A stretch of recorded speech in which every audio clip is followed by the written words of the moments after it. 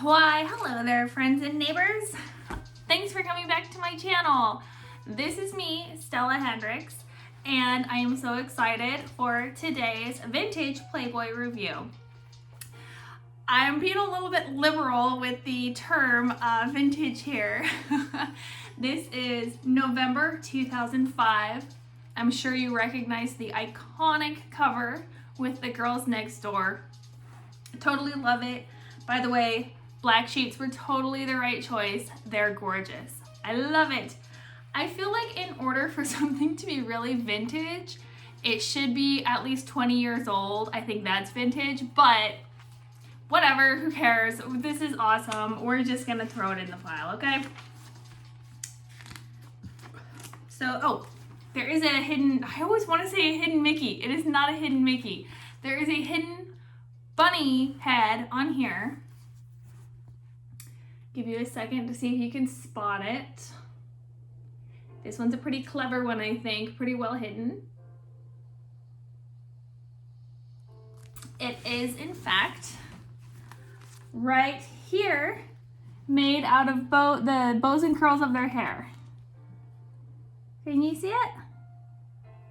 Right there.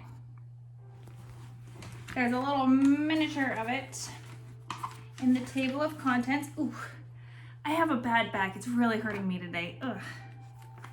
Right here, see? Very cute. So, the first thing that we have in here marked off to look at is the St. Pauli's Girl advertisement. I remember Bridget saying that she had been a St. Pauli's girl. I'm not sure exactly what those duties would entail, but that sounds fantastic.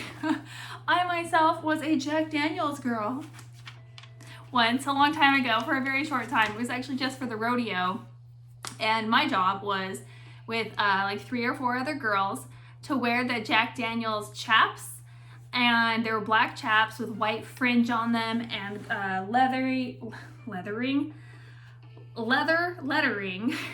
that said Jack Daniels on the side. And we would walk around the rodeo and say hi to everyone, and we got to go up into like the president's booth, and it was all, you know, very important, I suppose, and sign autographs and take pictures. And then when the rodeo started, we would go into the Jack Daniels tent and we would dance on the bar like Coyote Ugly. And that was one of the best experiences of my entire life. I absolutely loved it, and I hope that when Bridget was a St. Pauli's girl, she got to do something equally awesome. Although, I don't know how you can beat dancing on the bar in the Jack Daniels tent. Let me tell ya. Okay, there's this advertisement for Treasure Island with this fabulous burlesque dancer. You know, one thing I do not care for about these newer magazines versus the older ones is they are so much shinier, and it is a pain in the rear to film them and so that you can see them properly. The other ones are much easier to deal with the glare. This glare is a bit of an issue. Okay, here we go. Of course, I'll show you some pictures so you have it in your head.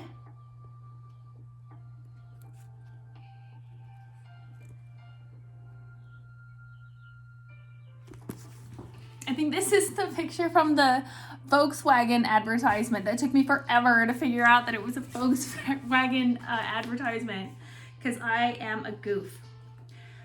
Picture perfect. Everyone knows Hef has a soft spot for old Hollywood romances, and each summer he helps sponsor the Los Angeles Conservancy's Last Remaining Seats Film Festival, which showcases classic features at historic venues such as the Orpheum Theater in downtown LA.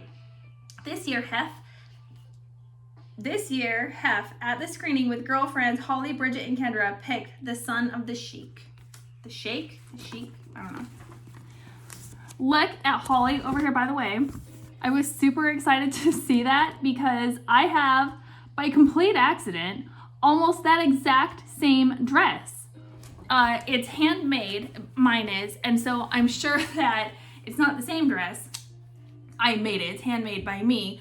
But it has this like very exact, the beaded on the top, and then the layers of fringe going down. And I even wore it with that very same kind of necklace and a white headband. Like it was my same outfit. I was very pleased by this discovery. Oh, here's a 3 Olives vodka advertisement. Totally reminds me of Dita Von Teese. If you don't know Dita Von Teese, you should Google her. She is like the queen of burlesque dancers, very famous in the burlesque girl world. We're kind of cruising through this a little bit because I'm going to read the whole Girls Next Door article because of course I am. So this is kind of funny. I was familiar with this album when I was a kid. They had it up at my family's cabin in record form and everything. So I knew of this lady. It's funny to see her in here. The whipped cream girl speaks out. Whatever happened to the delightful dish on the sexiest album cover of all time?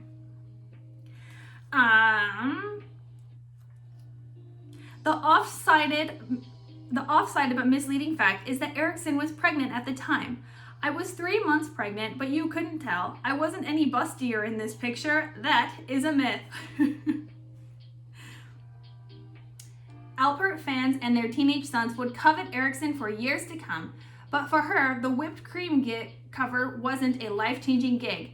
It was special because it was Herb's album, but it's not like I carried it around with me, she liked to say. I had my other things in my career. I was a Ford model, making a fabulous living doing some fashion for magazines. Erickson hasn't seen Alpert or Moss in some time, but they haven't forgot about her.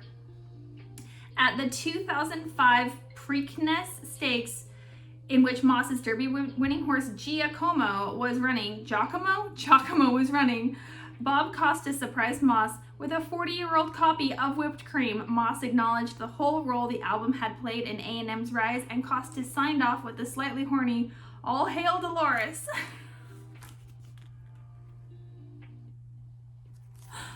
So that's awesome. Just to immerse you a little bit more, in 2005, they've got some movie reviews going on here. Awesome. Legend of Zorro. Antonio Banderas. Oh, I could die for him. Catherine Zeta-Jones is my love. Did you guys ever see this movie, The New World? Do not ever let anyone talk you into watching that movie. It is dreadful. It is so slow. Well, I haven't watched it in a long time, but my memory of it is that I hated it. Okay, all right, we have to be a little serious for a second. So this is called the Playboy Forum. It's a serious article. This is about gender apartheid. I came from a very religious background myself, and while it was not an Islamic background, there's a lot of similarities you can actually find between Mormonism and Islam. So some of the themes here felt very relevant to me personally. This is written by Phyllis Chesler. It gives me no pleasure, but someone must finally tell the truth about how feminists have failed in their own ideals and their mandate to both think clearly and morally. Only an insider can do this, someone who cares deeply about feminist values and goals. I have been on the front lines for nearly 40 years, and I feel called upon to explain how many feminists, who should be the first among freedom and democracy-loving people, have become cowardly herd animals. This must be said, and my goal in saying it is a hopeful one. We live in a time when women can and must make a difference in the world. From the start, feminism has been fairly, even viciously attacked. I do not want to do that without cause here. The truth is that in less than 40 years, a visionary feminism has managed to challenge, if not transform, world consciousness. Nevertheless, feminists are often perceived as marginal or irrelevant, and in some important ways the perception is accurate. Today, the cause of justice for women around the world is as urgent as it ever has been.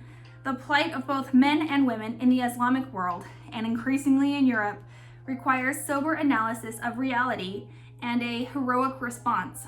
World events have made feminism more important, Yet at the same time, feminism has lost much of its power. To my horror, most Western academic and mainstream feminists have not focused on what I call gender apartheid. I think that's a good term. I agree with her on this. In the Islamic world, or on its steady penetration of Europe. Islamic jihadists have declared jihad against the infidel West and against all of those who yearn for freedom. Women in the Islamic world are treated like subhumans. Although some feminists have sounded the alarm about this, a much larger number have remained silent. A knee-jerk hatred for President Bush or any Republican president. Listen, I'm libertarian, so I agree and I disagree with different points on both sides. But I have to say, for the love of Christ, it's a relief when a Democrat is in the president's office, because at least we get a small break from the incessant screaming of the mainstream media. It's unlike anything I've ever seen. It's like brainwashing is what it's like. Has all but blinded many feminists and progressives to the greater danger. Because feminist academics and journalists are now so heavily influenced by leftist way of thinking, many now believe that speaking out against headscarves, veils, chadors, arranged marriages, polygamy, forced pregnancies, or female genital mutilation is either imperialist or crusadist, or white saviorist, right? So what am I saying? I'm saying that women can no longer afford to navel gaze, not if they want to play vital roles on the world historical stage, not if they want to continue to struggle for women's and humanity's global freedom. And women in America can no longer allow themselves to be rendered inactive or anti-activist by outdated leftist and European views of colonial era racism that are meant to trump and silence concerns about gender. The way I see it, everything is at stake. This is not the time for nihilistic rhetoric or tedious party lines. I despise nihilism, and I despise party politics. I do not want to offend my good feminist friends. On the contrary, I would like to bring women and men together from the right and from the left and to make a real difference. This is a time when we, the good people, have to think clearly, creatively, boldly, and morally. I especially want women and intellectuals, both feminist and non-feminist. Well, it depends on what kind of feminist you're talking about. I think real feminism is egalitarianism, not this female chauvinism type thing. So yeah, you don't have to be a female chauvinist, obviously, but if you're not egalitarian, I'm not sure how much interest I have in what you have to say. It's kind of like being a racist. Like, why do I care what you say now? Sorry, tangent. To acknowledge that Islamic terrorism is evil and has no justification. I would like us to support Muslim and Arab dissidents in their fight against Islamic gender apartheid and against tyranny. To fail this opportunity betrays all that we believe in, both as good and relatively free people. I completely agree. I like things that bring us together, and I think that most reasonable people can agree in gender equality. I think barring very religious people, pretty much everyone believes that. I think that religion is a very negative influence on women and women's bodies and women's rights almost across the board. I struggle to think of a mainstream religion that does not denigrate women in some way. I said it and I meant it. So this this reminds me so much of Vegas Vicky. I love her cuffs and collars. She's got a little Playboy bunny action going on there. But she definitely has Vegas Vicky vibes. If this is your first time watching, Vegas Vicky is the neon cowgirl who was above the Glitter Gulch on Fremont Street where I worked when I was in Las Vegas. More cigarette ads. I do love the noir kind of feeling though, right? That's very cool. Okay, this is hysterical. In bed with Elvis. He was the king everywhere, but where it counted most. So I'm only gonna read one little part of this because this is gonna be a really long video anyway. But I'm going to read about his encounter with Marilyn Monroe. But there's also a story about Anne Margaret and Natalie Wood in here. So you should definitely get this magazine, friends, and read it. It's my fave.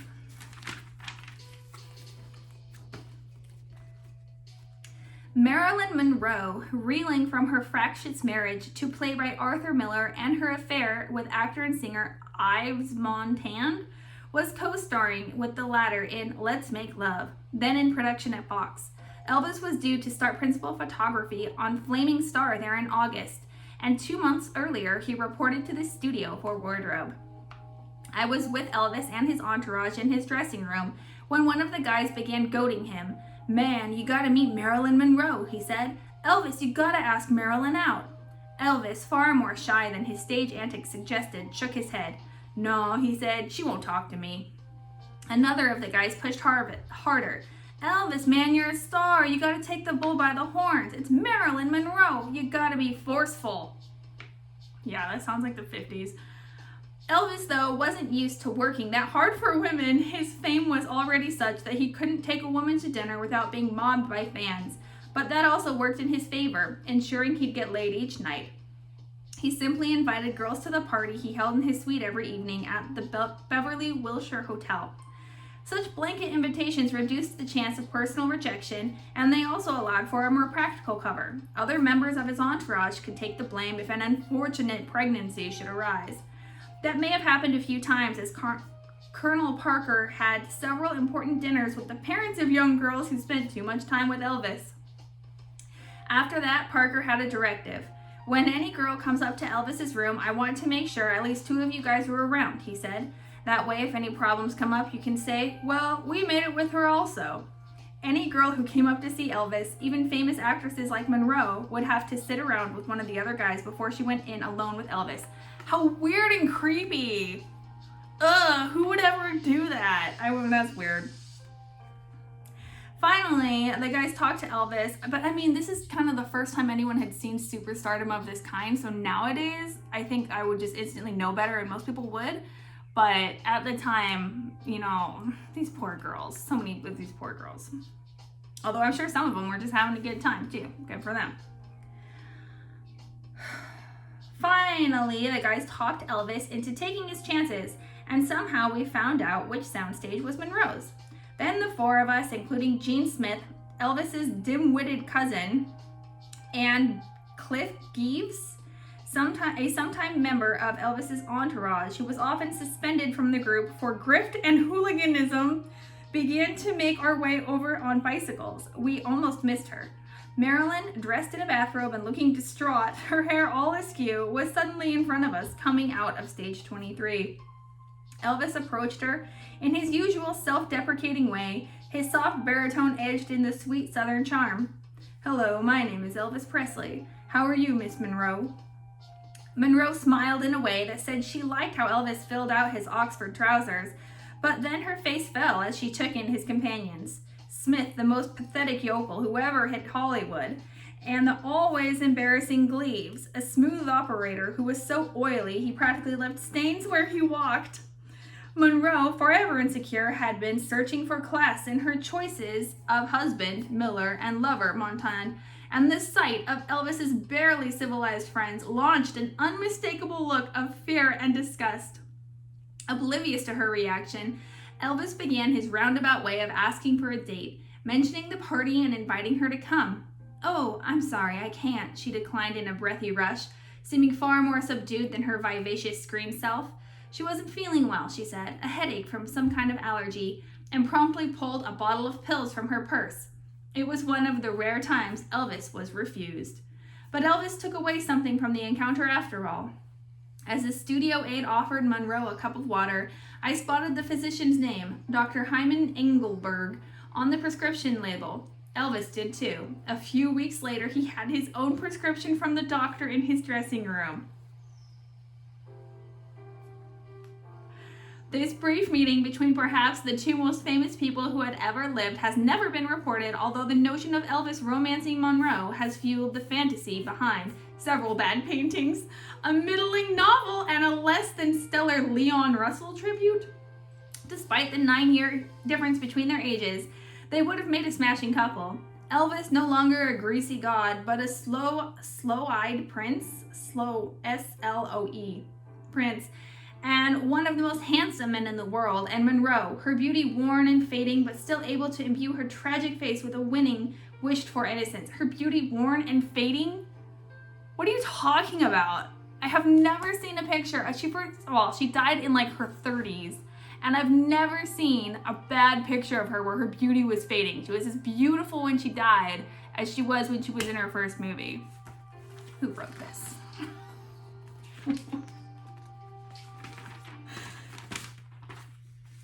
Oh no. Yes, play the music. How rude. Kelly Monaco is one fox who's hot to trot. Once a young lady becomes one of our playmates, it's hardly unusual to see her establish a lucrative career in television or film.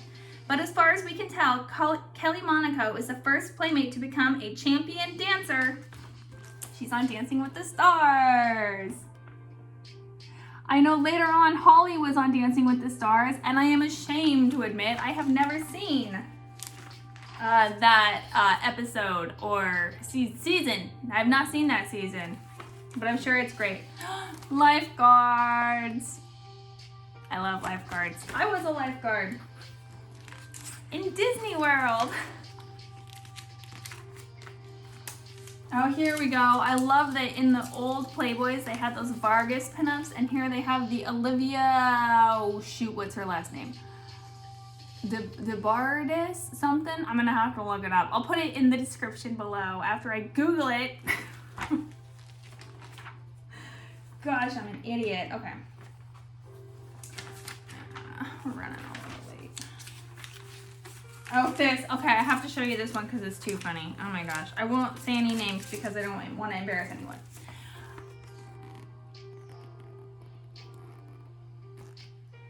What did you do with that charming photo of your wife you always have on your desk? So one time I was dating a lovely fellow, and he came over to my very tiny apartment, and we were doing the deed. Now this particular guy happened to be the brother of one of my really good friends since high school. And as we lay down amorously upon the bed, I realized that there was a picture of me and his sister like attending prom together some many years ago or something. And as I like turned over and I had him like roll over, and I was like, oh my God, what am I gonna do without this picture? He reached over and like put the picture face down, and he didn't say anything, and I was trying so hard not to burst out laughing.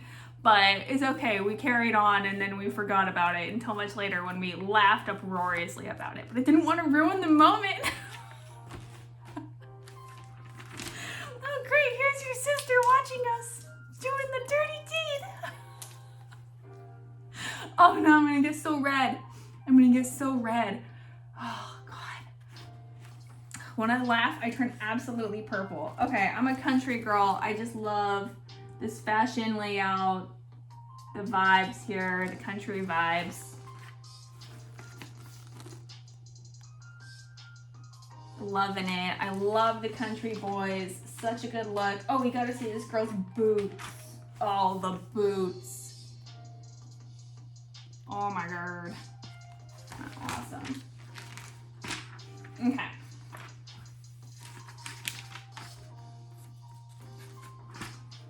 Yay! Okay, we're gonna read this, but we're gonna save it to last because it's the best.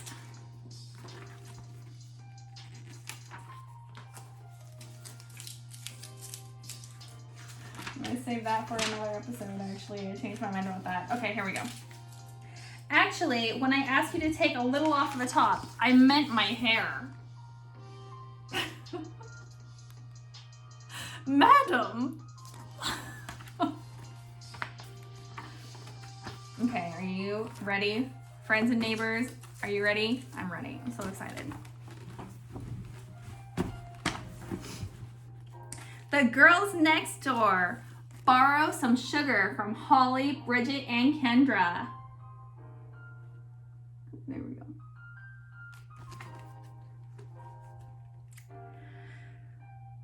by Steve Pond. Photography by Arnie Freitag. Since August, a new reality show has been running on E! Called The Girls Next Door. It's about a distinguished gentleman who lives in a Holmby Hills mansion, wears pajamas all day, has 3 stunning girlfriends who never get jealous of one another, and runs a media empire when he's not partying. That's not what the show is about, but okay. Jaded reality viewers can be forgiven for figuring it's a setup, that either we're dealing with a typical bit of reality show hyperbole, or the whole season is leading up to the surprise twist when we learn it's all fake. Except that we know the guy. You know him too.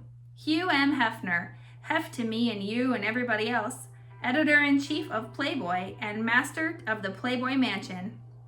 And when it comes to the girls next door, Hef's got a lesson to teach us.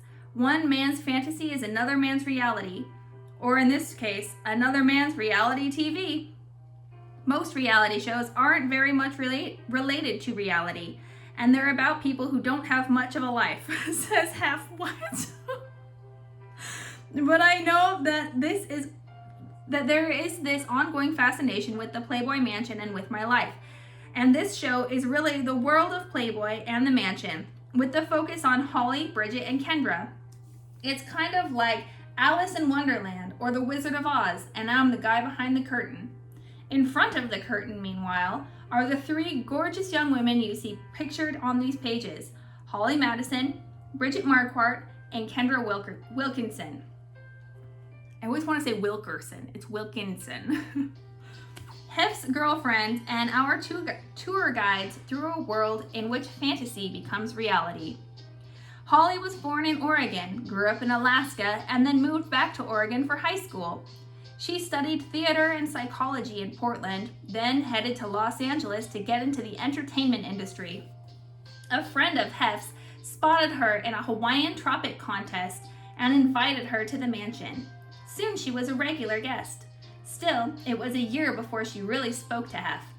He was intimidating, and there were so many other girls around, she says, laughing, but I knew we had a lot in common from what I'd read about him.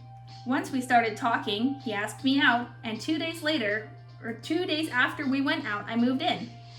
That was 4 years ago, and Holly and Hef have been together ever since. She's the...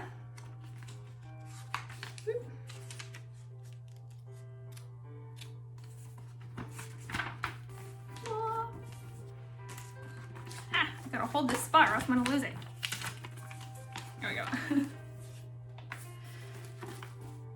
She's the #1 girlfriend, the one who shares his bedroom. It's a relationship made in heaven, says Hef. Despite the disparity in years, we have very real common interests. She loves classic jazz, she loves old movies, and she loves Disneyland. The best times of my life are the times we're simply together. When Holly first moved in, she was one of 7 girlfriends. A year later, with the numbers still at more than half a dozen, Bridget arrived. Bridget is from Lodi, a small town in Northern California, and as she made clear on the 2nd episode of The Girls Next Door, she has wanted to be in Playboy since she was about 4 years old. That's so me. I'm such a Bridget. I so identify with Bridget. Bridget auditioned in San Francisco during the Millennium Playmate search and later stayed at the mansion and shot a Playmate test. After an excruciating wait, she got a letter saying she hadn't been chosen. Still, she wasn't ready to give up. After earning a bachelor's degree in public relations and a master's in communications, she moved to LA. She won modeling jobs, got on the list for the mansion parties, and befriended the other girls before attracting Hef's eye. When she accepted his offer to move into the Playboy Mansion, she found herself among about a dozen girls vying to become official girlfriends. I wanted to be in the magazine, and I felt that if Hef just saw me and got to know me, he would want me to be in the magazine, she said. But once I met him and started hanging out there, my whole philosophy changed. It was about enjoying his company, caring about Hef, and building that relationship. The newest girlfriend is Kendra from San Diego. She arrived at a time when Hef was making changes in his group of girlfriends, downsizing from 7 to 6 to 3. Holly and I didn't get along with all the other girls, but when we found Kendra, we thought, oh, a nice person, and we took her in, says Bridget. For Kendra, it all happened quickly. A sports fanatic and lifelong tomboy who grew up watching ESPN and barely knew about Playboy, she only reluctantly modeled for photos when an acquaintance pressed her. But when her pictures made it to a website and caught the attention of the mansion, which hired her to be one of the body-painted girls at Hef's 78th birthday party in April 2004. Before the party, Hef saw Kendra's picture. I was fascinated with her, he says. I met her at the party, and in the days immediately afterwards, I called her and said, this may be presumptuous, I know you're in college, and you're going to be off during the summer. If you have any interest, I'd love you to come up here and stay at the mansion. That's so funny. I know that Kendra lied about being in college. She wasn't. She was a good old-fashioned stripper like yours truly, but she didn't tell Hef that because Hef is such a hypocrite about strippers. I don't know exactly why, probably because, well, I think there's probably a lot of reasons about that. I could philosophize, you know what? I probably will philosophize about that sometime, but I'll have to ponder it a while before I do.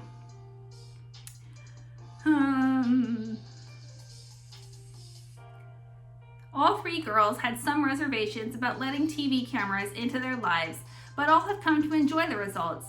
Kendra thinks the experience brought the trio closer together. Holly was worried that the producers would try to create conflict for the cameras and found that wasn't the case. And Bridget thinks that viewers are getting an accurate picture of what life is like at the mansion and a partial view of the three Alices who inhabit Wonderland. I don't think people will get a complete view of who we are, she said with a laugh, but at least they'll be able to tell us apart. Right? Because all blonde girls are just the same person. So irritating. As for the man behind the curtain, Hugh M. Hefner looks at this slice of his reality and likes what he sees. I think that in a very conscious way, I created a world that came from dreams and fantasies of my adolescence, he says. And those dreams are shared, obviously, with many millions of other people of all ages. Not just guys, but girls as well. It's been a wonderful ride. Okay, so we're gonna go back and look at all the pictures. Okay, so pro tip, be very careful when you put sticky notes in these newer magazines. In the older ones, they don't seem to cause any damage, but if you leave the sticky notes on the pictures for longer than like half a day, when you peel it up, it peels up a bit of the picture too. So be very careful with that. I learned the hard way. I had to get a new magazine. Oh my God, I love these pictures. Okay, how can we avoid? There we go. Look at Bridget. I know I'm biased. I know she's my fave.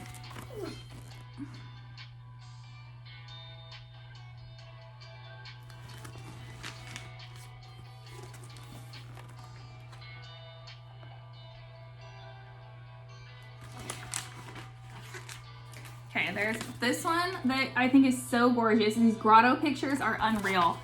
I love this one. I love this one so much.